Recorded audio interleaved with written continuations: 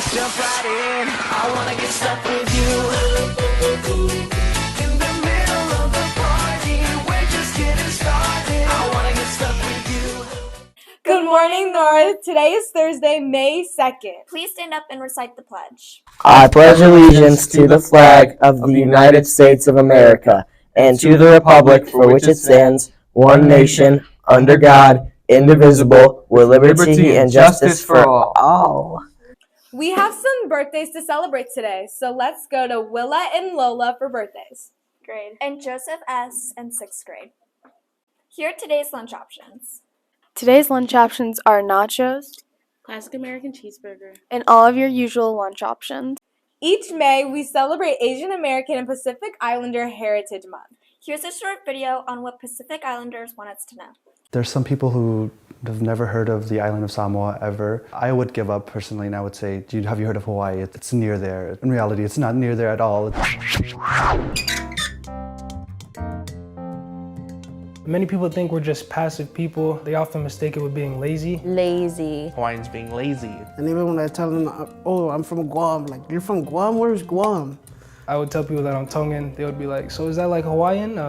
Is that like the hula dances and the luau's? And oftentimes I would just have to settle and say that that's close enough. I think when you say Pacific Islanders, the first thing that comes to most people's minds are big sports stars or big athletes. We're actually pigeonholed into the athletic category, but I was never one to be really into sports. I've never played sports. And when I tell them that, they insist that I should play sports because that's going to be a waste of height and it's in my genes. I've been called flying Hawaiian, or I'll be asked do the haka, which is not really a Samoan thing. They insist they know more about myself than I actually do know about myself. Hawaii was illegally annexed to the United States. A bunch of American businessmen wanted to have access to the land, and they got the support of the US Navy, and they basically told the Queen, you can let us have rights to your land, or we can fire on you and destroy you. We are citizens of the United States. Although people back on the islands don't get to vote for president, we are some of the small group of citizens in the United States that don't actually have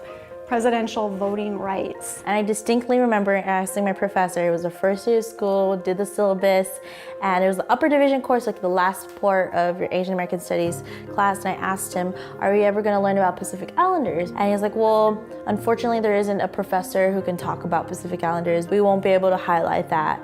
And I was just really upset. And I remember just feeling like I'm gonna self-teach myself if I have to.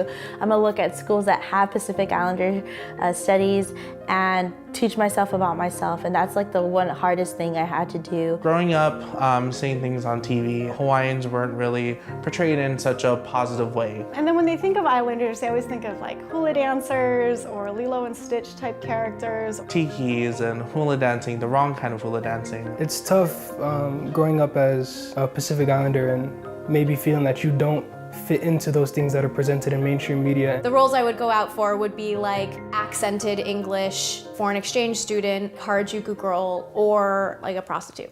What are some strong values within your cultures? Oh yes, family is number one. We always look after one another. Sometimes I feel like nothing else matters in the world. All that matters is if we have each other. All my cousins, we all consider each other brother and sisters. And even if people call us like, hey, that's your cousin, like, no, that's my brother. We always want to feed everybody. A lot of humility is rooted in being Pacific Islander in general. Stories are so important, and we would hear from my grandparents and their generation all the stories from when they were growing up. And especially for people from the Mariana Islands, stories typically involve war.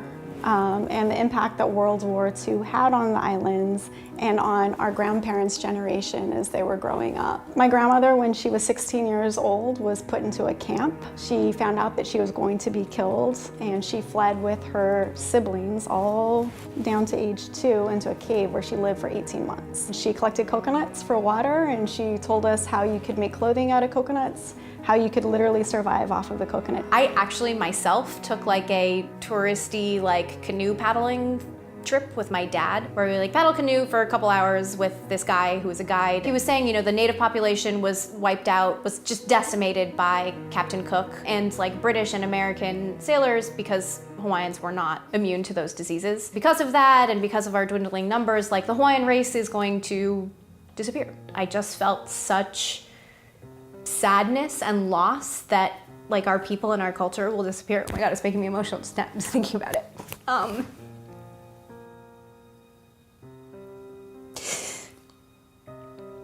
It's very sad. It's very sad when you know that your people are going to fade into time and history. Take into account, we are real people, we're tangible. We're not your island destination for a getaway. We have a culture that is different from many others around the world, and we have kind of our unique place in the middle of the Pacific. Hawaii is really special. The land is alive, it is old, it's really powerful. It's just very special knowing that you have a connection to that. If you don't know, ask. Don't just assume. Chamorro people are here. We're a small group, but we are absolutely here. Especially with our Pacific Islander people. It's okay to struggle. We all struggle, especially as minorities within a minority. You just have to push through.